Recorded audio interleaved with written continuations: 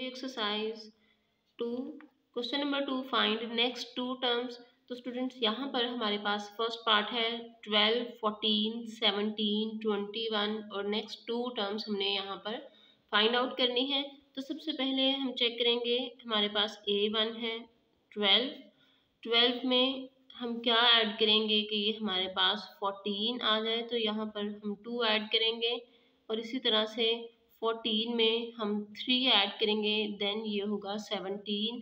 तो students check करें, हमारे पास 2 के बाद यहाँ पर हमने 3 ऐड किया है, इट मीन्स 1 इंक्रीज करके ऐड किया है और इसी तरह से 17 में हम यहाँ पर 4 ऐड करेंगे तो ये बनेगा 21 सिंपली। अब हम यहाँ पर क्या ऐड करेंगे स्टूडेंट्स, देखें यहाँ पर हमारे पास एक नंबर इंक्रीज हो रहा है, तो यहाँ 21 + 5 आंसर होगा हमारे पास 26 और नेक्स्ट हमारे पास क्या टर्म होगी 26 में अब हम क्या ऐड करेंगे 6 ऐड करेंगे और ये हमारे पास बन जाएगा 32। ये हैं हमारी टर्म्स के names A4, A5 and A6। तो स्टूडेंट्स ये हमारे पास थी नेक्स्ट टू टर्म्स। हर टर्म में हमें एक नेक्स्ट नंबर इंक्रीज करना था। बेसिकली इंक्रीज करने का मतलब ये है कि हम प्रीवियस टर्म में पिछली जो टर्म में हमने ऐड किया है उससे बड़ा नंबर ऐड करना है, फिर उससे एक नंबर बड़ा, फिर उससे एक नंबर बड़ा, फिर उससे एक नंबर बड़ा। तो ये हमारे पास सीक्वेंस था कि हमने हर टर्म में कॉन्टिन्यूसली 1 ग्रेटर ऐड करना है। तो इस तरह से हम नेक्स्ट टर्म फाइंड आउट कर सकते हैं। तो लास्ट में हम लिखेंगे हेंस 12, 14, 17, 21, 26 एंड 32। इस तरह से ये हमारी नेक्स्ट टर्म्स हैं जो हमने फाइंड आउट की हैं।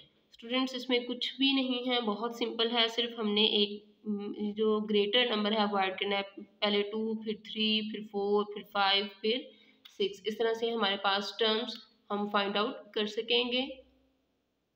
स्टूडेंट सेकंड पार्ट है 1, 3 एंड 9। नेक्स्ट टू टर्म्स यहाँ पर हमने फाइंड आउट करनी है। तो अगर हम चेक करें 1 को किस नंबर से मल्टीप्लाई करें कि हमारे पास 3 बन जाए। फर्स्ट टर्म है हमारे पास 1, सेकेंड टर्म 1 मल्टीप्लाई बाय 3 तो ये हमारे पास है 3।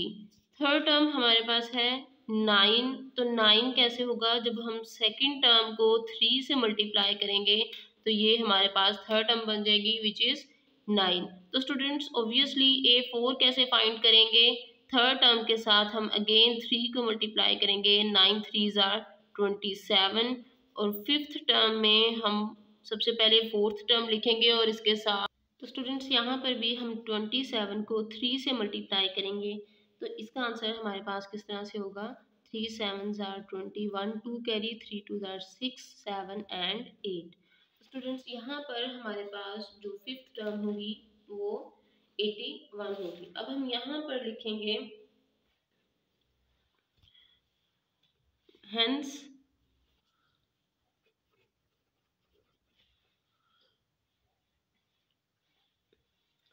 1, 3, 9 के बाद नेक्स्ट टर्म है हमारे पास 27 and the next one is 81। Students इस क्वेश्चन में हमने नेक्स्ट टू टर्म्स ही फाइंड आउट करनी थी। तो नेक्स्ट टू टर्म्स हमारी कौन कौन सी हैं 27 एंड 81।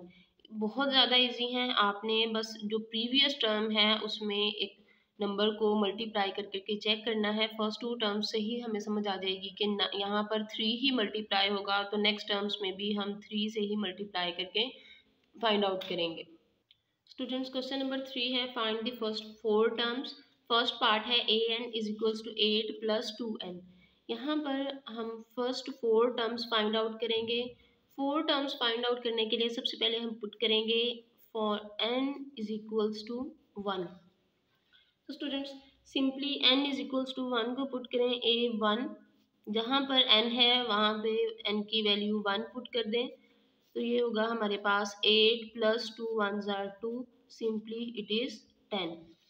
इसी तरह से अब हम पुट करेंगे n इज इक्वल्स टू 2 तो ये होगा हमारे पास, ये A1 था ये A2 है, 8 प्लस इसी में ही हम n की जगह पर 2 पुट करेंगे, 2 2s are 4। 8 + 4 answer is 12। Next अब हम यहाँ पर थर्ड टर्म फाइंड करने के लिए पुट करेंगे n इज इक्वल्स टू 3। तो a3 is equals to 8 + 2 into 3, 8 + 2 3 are 6। 8 में जब हम 6 ऐड करेंगे तो सिंपली ये हमारे पास होगा 14। नेक्स्ट अब हम यहाँ पर फोर्थ टर्म फाइंड आउट करेंगे तो लिखेंगे put n is equals to 4।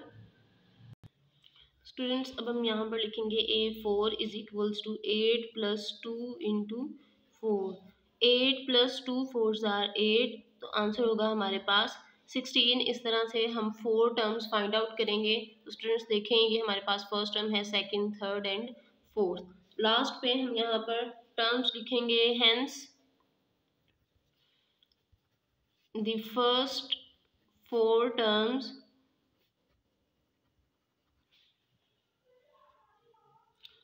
of given sequence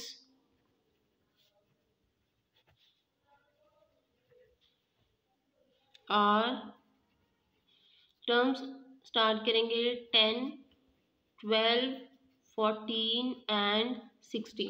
students इस तरह से हम 4 टर्म्स फाइंड आउट करेंगे। स्टूडेंट्स इसमें कोई भी मुश्किल नहीं है, बहुत सिंपल सा ये क्वेश्चन है। बस यहाँ पर n की वैल्यूज़ हम पुट करते चले जाएंगे और आफ्टर प्रोसेस हम यहाँ पर आंसर लेकर आएंगे और यही हमारे पास टर्म होगी। आपने बस बहुत केयरफुली n की वैल्यू पुट करनी है और प्रोसेस करना है। मल्टीप्लिकेशन में आपने कोई मिस्टेक नहीं करनी और सिंपली ऐड करने के बाद आप यहाँ पर टर्म्स फाइंड आउट कर सकेंगे।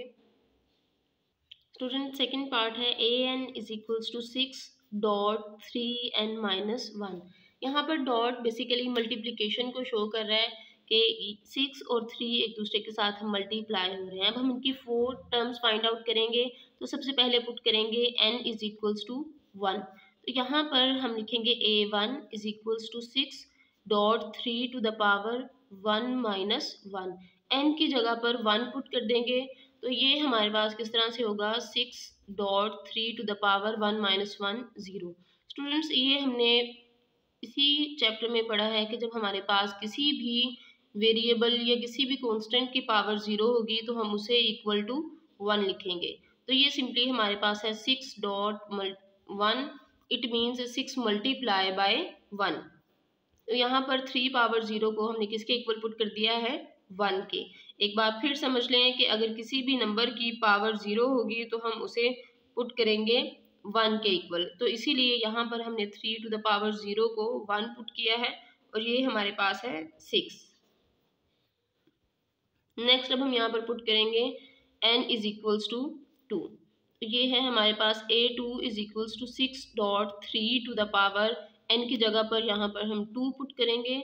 2 - 1 6.3 स्टूडेंट्स 3 का मतलब है सिंपली 3। 6 3 आर 18। तो ये हमारे पास होगी next term means second term. अब हम थर्ड टर्म फाइंड आउट करेंगे तो उसके लिए लिखेंगे put n is equals to 3। a3 is equals to 6.3 -1। 6.3 answer बन जाएगा 2। 3 square will be 9। 6 9s are 54। Students इस तरह से हम n की वैल्यू पुट करते जाएंगे और अब टर्म्स फाइंड आउट करेंगे। फोर्थ टर्म के लिए पुट करेंगे n इज इक्वल्स टू 4। तो यहाँ पे होगा a4 इज इक्वल्स टू 6.3 और सिंपली 4 - 1 है हमारे पास 3। 3 का क्या मतलब है, इसका मतलब है अगर 3 की पावर 3 है तो हम 3 को 3 टाइम्स ही मल्टीप्लाई करेंगे। 3 3 आर 9, 9 3 आर 27। तो 6 मल्टीप्लाई बाय 27। तो स्टूडेंट्स जब हम 6 को 27 से मल्टीप्लाई करेंगे तो आंसर होगा हमारे पास 162। तो स्टूडेंट्स लास्ट पे हम यहाँ पर लिखेंगे hence first 4 terms of given sequence are 6, 18, 54 and 162। Students इन क्वेश्चंस में हमने गिवन सीक्वेंस में सिर्फ n की वैल्यू पुट करनी है और आफ्टर प्रोसेस हम जो भी आंसर होगा उसे हम टर्म का नेम देंगे। फर्स्ट टर्म के लिए n की वैल्यू 1 पुट करेंगे, सेकंड के लिए 2 पुट करेंगे, जो हमारे पास थर्ड टर्म होगी उसके लिए हम सीक्वेंस में 3 पुट करेंगे और फोर्थ के लिए 4 पुट करेंगे। तो स्टूडेंट्स इस तरह से ही बस हम इनके आंसर्स फाइंड आउट करेंगे। क्वेश्चन बहुत सिंपल है। आपने वैल्यू पुट करने के बाद सिंपल प्रोसेस में कोई मिस्टेक नहीं करनी, क्योंकि अगर आपने प्लस माइनस मल्टीप्लिकेशन या इस तरह की किसी भी चीज़ में कोई ज़रा सी भी मिस्टेक की तो ये क्वेश्चन रॉन्ग हो जाएगा। और इतने इजी क्वेश्चंस हैं, इन्हें इस तरह से गलत करना बिल्कुल भी अच्छी बात नहीं होगी, इसलिए ध्यान से काम करिएगा ताकि कोई भी मिस्टेक ना हो। स्टूडेंट्स, आपको मेरा मेथड कैसा लगा? इजी है या टफ है? आपको समझ आया है या नहीं? कमेंट बॉक्स में कमेंट करके ज़रूर बताइएगा। वीडियो अच्छी लगे तो अपने फ्रेंड्स के साथ शेयर करें, चैनल को सब्सक्राइब करें, बेल आइकन प्रेस करें ताकि आपको हर नई आने वाली वीडियो का नोटिफिकेशन मिल सके।